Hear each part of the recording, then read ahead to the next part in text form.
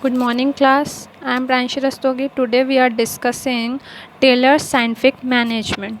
In the words of Taylor, scientific management means knowing exactly what you want man to do. कह रहा है कि अगर tailors के अकॉर्डिंग देखा जाए तो साइंटिफिक मैनेजमेंट क्या होता है। कह रहा है नोइंग, जानना, exact what you want man to do. वो जानना चाहते हैं कि जो ऑर्गेनाइजेशन में जो एम्प्लॉय हैं वो what you want man to do, मतलब क्या एम्प्लॉयज़ कर सकते हैं। Seeing that they do it in the best and the cheapest manner, और उनका दूसरा ये भी काम होता है कि वो देखें कि वो बेस्ट और चीपेस्ट मैनर में काम हो रहा है कि नहीं हो रहा है। ठीक है, जो साइंटिफिक मैनेजमेंट है वो F.W. टेलर ने दिया है। उनका मानना ये है कि जो एग्जैक्ट वो लोग जान सके what you want man to do, क्या आप चाहते हैं अपने एम्प्लॉय से, और वो ये भी देखते हैं कि दे do it in the best and the cheapest way, और वो देखते हैं कि वो अच्छे से जो बेस्ट मैनर में काम कर रहे हैं कि नहीं और चीपेस्ट मैनर में कर रहे हैं कि नहीं, कि मतलब मैक्सिमम प्रोडक्शन कर रहे हैं with in the minimum cost में। अब कुछ प्रिंसिपल भी आते हैं साइंटिफिक मैनेजमेंट के। तो सबसे पहला प्रिंसिपल है science not rule of thumb. Science not rule of thumb से देखा जाए is the basic principle of scientific management as formulated by Taylor. The idea of scientific management originates from science and as is this principle. For managing activity in a scientific manner, we have to start with understanding, analysis, applying scientific methods and technique. कह रहा है कि अगर हम manage करें कोई भी activity को साइंटिफिक वे में, तो क्या होता है कि हम सबसे पहले अंडरस्टैंड करते हैं कि भाई है क्या चीज़, ये एक्टिविटी किस तरह से परफॉर्म होगी, फिर उसको पूरा एनालाइज करते हैं, फिर अप्लाई करते हैं, अप्लाई भी करेंगे। भाई एनालाइज करने के बाद हम लोग क्या करेंगे, अप्लाई करेंगे कि कैसे वो साइंटिफिक मेथड्स एंड टेक्निक हम यूज़ कर सकते हैं। रूल ऑफ थंब का मतलब होता है एप्लीकेशन ऑफ ट्रेडिशनल मेथड और method decided by the manager based on his past experience. कह रहा है कि जो रूल ऑफ थंब का मतलब होता है कि जो एप्लीकेशन ट्रेडिशनल में चल रहा था, मतलब पुराने समय में चल रहा था, या फिर जो मेथड डिसाइड किया किसी मैनेजर में पास्ट एक्सपीरियंस के बेसिस पे, उसी हिसाब से वर्क करना। All these methods are often untested and unscientific. They do not guarantee a specific result or outcomes. कह रहा है कि जो रिज़ल्ट आते हैं, अब हम पास्ट एक्सपीरियंस पे कोई काम करेंगे तो ज़रूरी नहीं कि उसका जो रिज़ल्ट आए वो टेस्टेड ही हो या फिर एकदम एग्जैक्ट हो।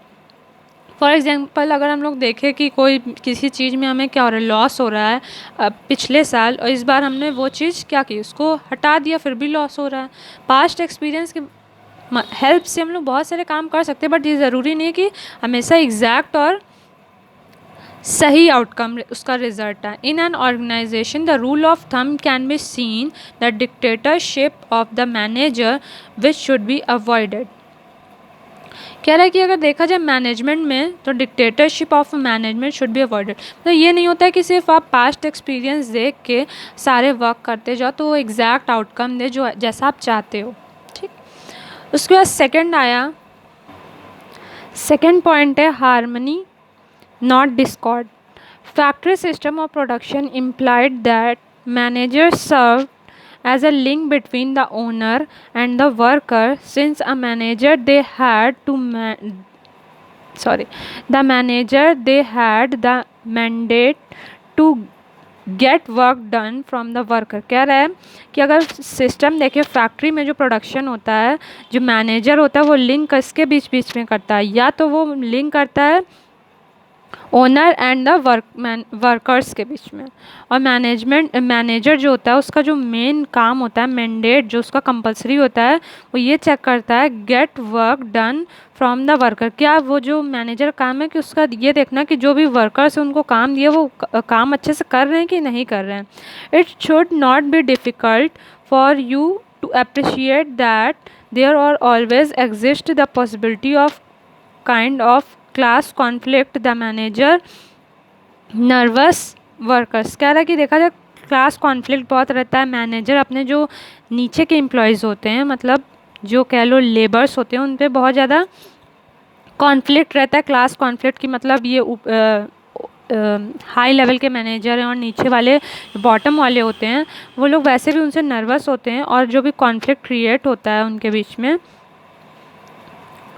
वो ज़्यादातर क्या होता है कि डिफ़िकल्टीज़ होती है, उसमें अप्रिशिएट नहीं कर पाते हैं।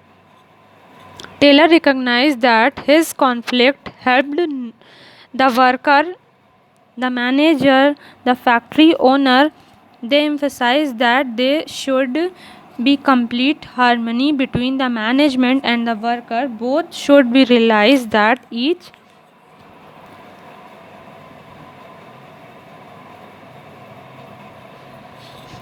one is important. और टेलर ने बताया कि रिकॉग्नाइज्ड किया कि दिस कॉन्फ्लिक्ट हेल्प करता है वर्कर्स की एंड मैनेजर की, और जो फैक्ट्री ओनर है सबकी हेल्प करता है। अगर देखा जाए तो इसमें हार्मनी इसलिए क्रिएट करना चाहिए हमें ताकि किसी भी बोर्ड, अगर देखा जाए तो हमारे कोई भी फैक्ट्री में या ऑर्गेनाइजेशन में हर एक वर्कर, हर एक एम्प्लॉय क्या होता है, इम्पॉर्टेंट होता है, तो हमें ऐसा नहीं करना चाहिए। To achieve this state Taylor called for complete mental revolution on a part of both the management and the worker. It means that management and workers should transform their thinking. In such a situation, every trade union will not think of going on strike. और जैसे जैसे हम harmony maintain करते जाएंगे उससे क्या होता जाएगा कि बहुत ज़्यादा स्ट्राइक नहीं होगी, लॉग आउट नहीं होगा, ये सब नहीं होगा। थर्ड है कॉपरेशन। अब कॉपरेशन नॉन इंडिविजुअलिज्म, मतलब अगर कंपनी में है तो हमें कॉपरेट करके चलना होगा। जितने मैनेजर्स हैं उनके साथ कॉपरेट नहीं करेंगे तब तक क्या नहीं होगा, इंडिविजुअलिज्म रहेगा, मतलब सब अपने आप को ही अच्छा समझेंगे। ऐसा तो कोई रहेगा नहीं कि कोई अपने आप को ख़राब समझे। तो क्या करना है, कॉपरेट करना है सबके साथ। फिर आया fourth, development of each and every person to his or her greatness, efficient and prosperity। कह रहा है कि सबको डेवलप करो, चाहे वो हिज हो चाहे हर हो, उसकी ग्रेटनेस एफिशिएंसी को क्या करो, बढ़ाओ, डेवलप करो, तभी तो वर्क अच्छा होगा, मैनेजमेंट। अब आया टेक्निक्स ऑफ साइंटिफिक मैनेजमेंट। सबसे पहले टेक्निक आती है functional foremanship. In the factory system, foreman represent the managerial figure with whom the worker are in face-to-face contact on a daily basis। कह रहा है कि foreman देखा जाए, रिप्रेजेंट किया जाए तो वो मैनेजरियल फिगर्स होते हैं जिनसे with whom the workers, जिनसे जो वर्कर्स होते हैं वो फेस टू फेस कॉन्टैक्ट करते हैं डेली बेसिस पे। ठीक है, फोरमैन। उसके बाद है second point, standardisation and simplification of work. क्या है स्टैंडर्डाइजेशन होता क्या है आखिर? जो मेन ऑब्जेक्ट होता है स्टैंडर्डाइजेशन का, या फिर what is standardization, refer to the process of setting standard for every business activity. It can be standardize of process, raw material, time, product, machinery, methods, work condition et cetera. कह रहा है कि standardization refer to a process होता है जिसमें हम set करते हैं कोई भी standard for every business activities के लिए, किस तरह से स्टैंडर्ड हमें प्रोसेस करना है, किस तरह के स्टैंडर्ड रॉ मटेरियल प्रोवाइड करना है, प्रोडक्ट कितना टाइम स्टैंडर्ड होना चाहिए एक प्रोडक्ट को बनाने के लिए। अब कुछ ऑब्जेक्टिव देखें तो क्या है कि ये to establish standard of performance of man and machine, ऐसा स्टैंडर्ड सेट किया जाए ताकि क्या हो कि मैन और मशीन आराम से वर्क कर पाए। फिर क्या है, to reduce a given line और product to fixed type, time and character. कह रहा है कि और जो रिड्यूस कर दे क्या चीज़, जो गिवन लाइन उसको रिड्यूस कर दे ताकि जो भी प्रोडक्ट को हमें फिक्स टाइम, साइज़ या कैरेक्टर मतलब डिसाइडेड रहे कि एक फ़िक्स टाइप का प्रोडक्ट बनाना है कंपनी में, उसकी साइज़ क्या होनी चाहिए, उसके किस तरह के कैरेक्टर्स होने चाहिए। अब आया सिंप्लीफिकेशन का एम क्या होता है, eliminating the superfluous varieties, size and dimension. While standardize में क्या करते हैं हम लोग, इम्प्लाइज करते हैं new varieties instead of existing one. क्या क्या सिंप्लीफाई में क्या करते हैं, एलिमिनेट करते हैं वेरियस सुपर फ्लोरिस जो एक्टिविटीज़ होती है, साइज़ होती है और डिमेंशन करते हैं। बट स्टैंडर्डाइजेशन में हम क्या करते हैं, न्यू वेराइटीज़ करते हैं इंस्टीड ऑफ एग्जिस्टिंग वन, जो पुरानी है हमें वो हटा के नई वैरायटी करते हैं। फिर आता है मेथड स्टडी। मेथड स्टडी का जो मेन ऑब्जेक्टिव होता है is to find out one best way of doing the job. Method studies में हम लोग यही स्टडी करते हैं, जो भी ऑर्गेनाइजेशन होता है, कि किस तरह से हम लोग बेस्ट जॉब कर पाएँ with in a time period. मतलब यहाँ लिखा है ना, वन बेस्ट वे, किस तरह से अच्छे ऑफ डूइंग द जॉब, किस तरह से अच्छे मैनर में हम लोग जॉब करें जिससे हमें जो रिज़ल्ट हो वो भी अच्छा मिले। फिर मोशन स्टडीज़ आता है, refer to the study of movement like lifting, putting object, sitting and changing position which are undertaken while doing a typical job. या मोशन स्टडीज़ में हम लोग ये स्टडी करते हैं कि जो मूवमेंट हो रहा है, लाइक लिफ्टिंग का, पुटिंग ऑब्जेक्टिव का, ये सब की स्टडीज़ करते हैं। फिर आया टाइम स्टडीज़। टाइम स्टडीज़ क्या होता है, determines the standard time undertaken to perform a well job. कह रहे हैं कि ऐसे स्टैंडर्ड टाइम रखते हैं जिसमें हम लोग परफॉर्म कर सकें वेल डिफाइंड जॉब। जो हमें मिला है समय, उसमें हम इस तरह से वर्क करें ताकि हमें जो रिज़ल्ट आए वो अच्छे हों। फिर आया फटीग स्टडी। फटीग स्टडी में ये होता है कि जो पर्सन होता है is bound to feel tired. जो इंसान होता है वो क्या होता है, हमेशा कभी ना कभी तो उसको फील टायर्ड होगा, फिजिकली भी मेंटली भी। इफ़ ही और she does not rest while working, the rest interval will help one to regain stamina और work again with the same capacity.